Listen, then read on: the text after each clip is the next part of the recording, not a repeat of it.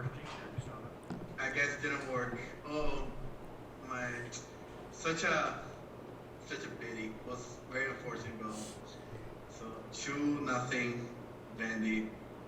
Sad. I guess my reverse king was Alright. We're ready to roll here.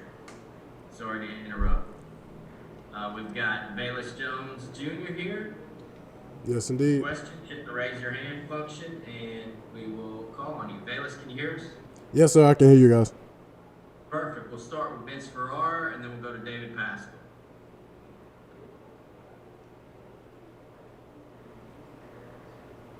Velus, tell us first opportunity to talk to you. Tell us what your Tennessee experience has been like so far.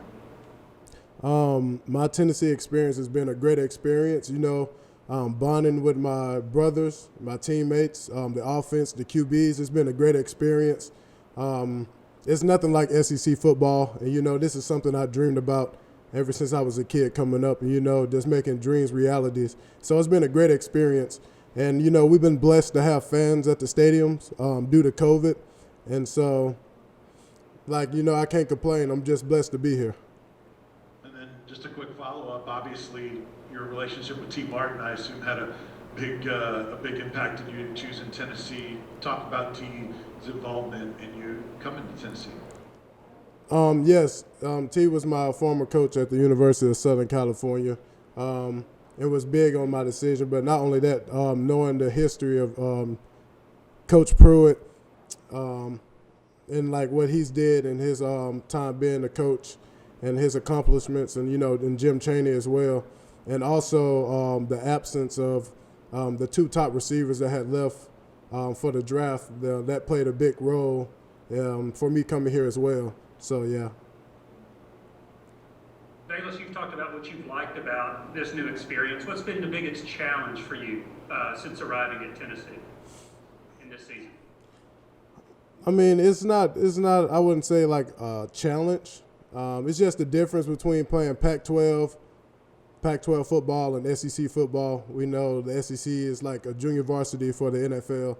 Players are a lot bigger, stronger, faster. This game, it's a lot physical and stuff. So I wouldn't say challenges, but first time in this system, familiar, just different terminology.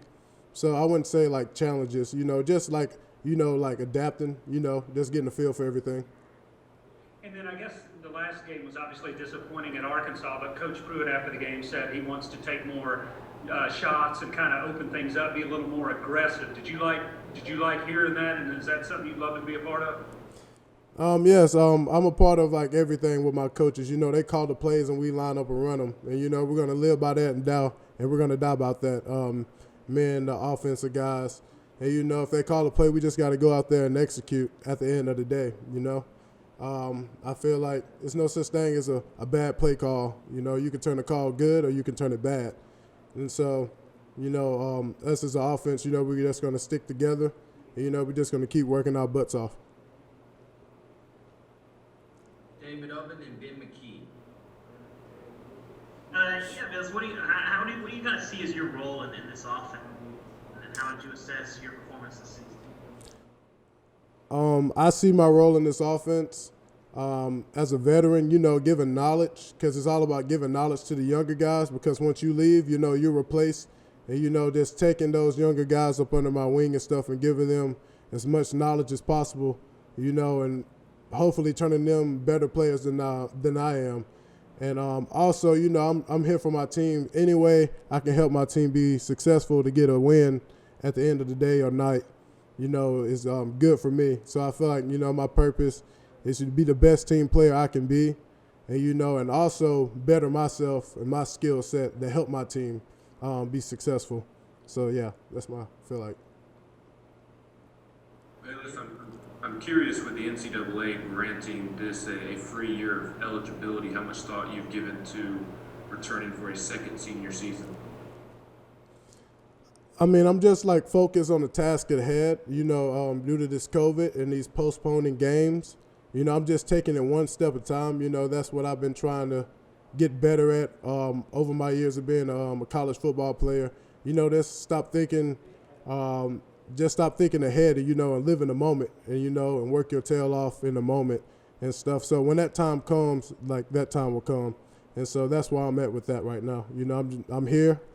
I'm here now, and I'm gonna work my tail off for my team to make sure we win the games at the end of the day. Trey Wallace and Patrick Brown.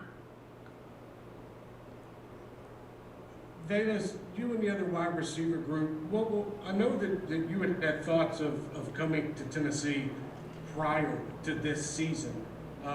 When you finally made that move to Knoxville, what was it like getting in there during COVID, being able to get with these wide receivers, try to get on the same page?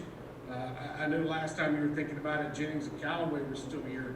What's that relationship been like now with the other guys? Yes,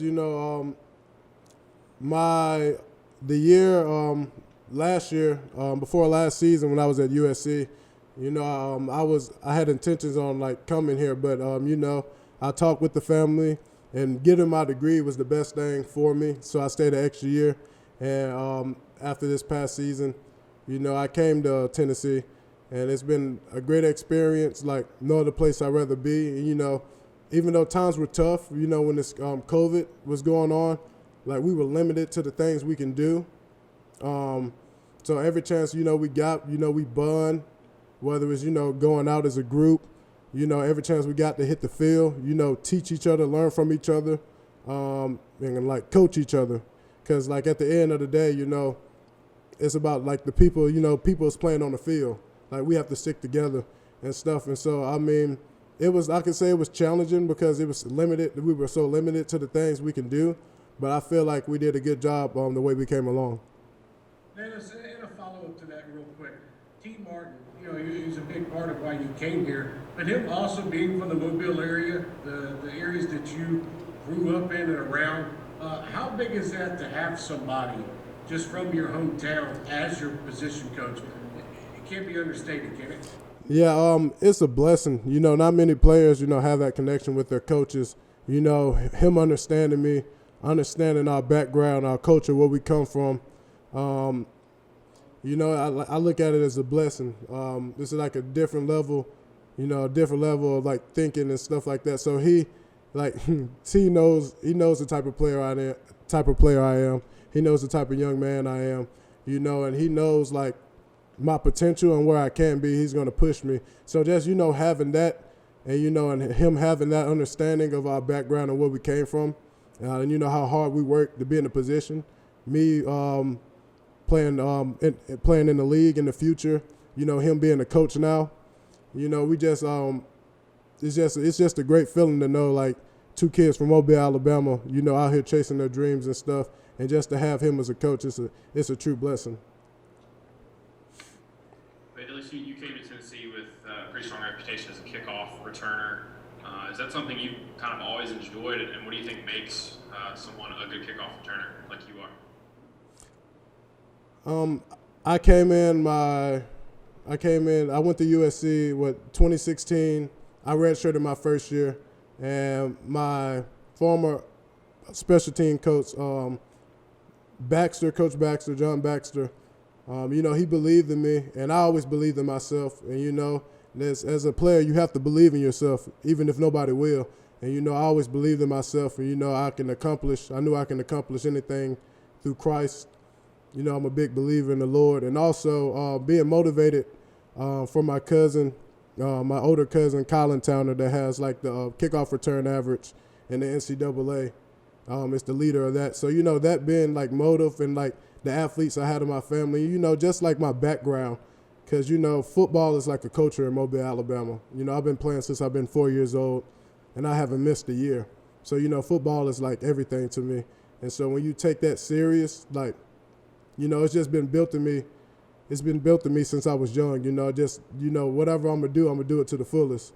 And I'll never, ever give a poor performance. I'll always give it my all. And so, that was the mentality, and the rest just took care of itself. Go back to Vince, then Gustavo. Velus, two things, one at a time.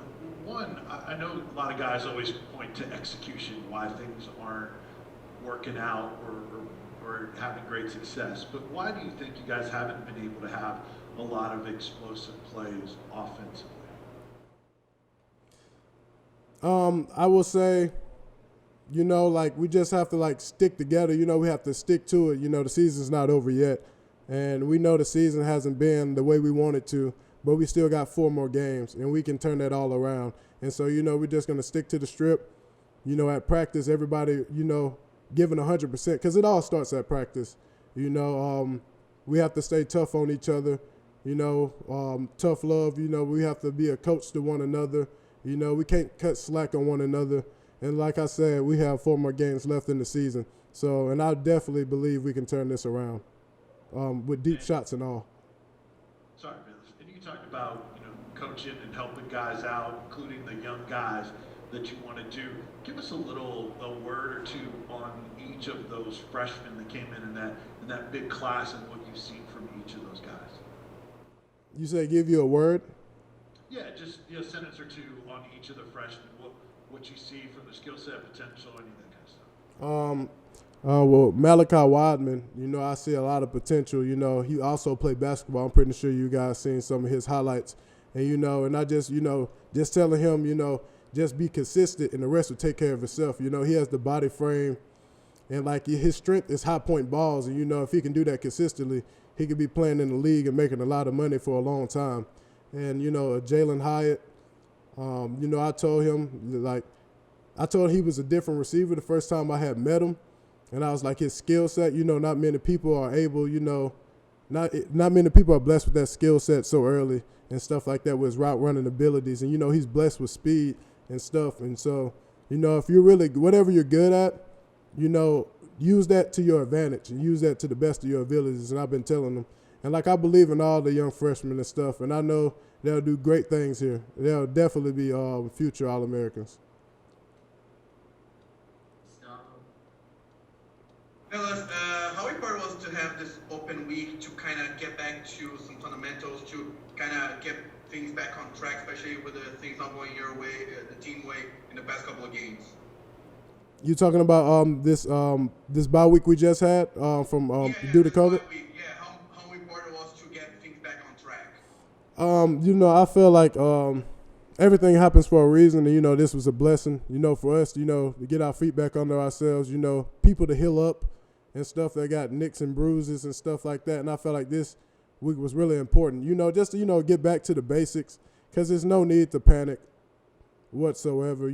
Just remember why and tell ourselves like why we doing this, why we're at Tennessee, why we're here to compete. We're all here for the same reason, and that's to win the SEC championship and the national championship. And sometimes you have to remind yourself like why you're doing what you're doing. So I feel like this week was a great week. To have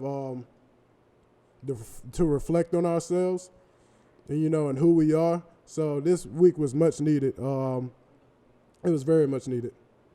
And in terms of individual performance, I know that the team lost to Arkansas, but you had a great performance, a lot of season high in terms of your stats. Do you see yourself getting better every week? Yes, I see myself getting better every week.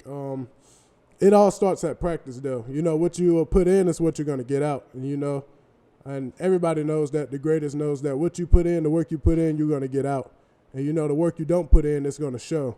And so, me just staying, like, self-motivated is really important, keeping my swagger, never, get down on myself, always pushing each and every day for me has to be better as a leader and a player to help my team win.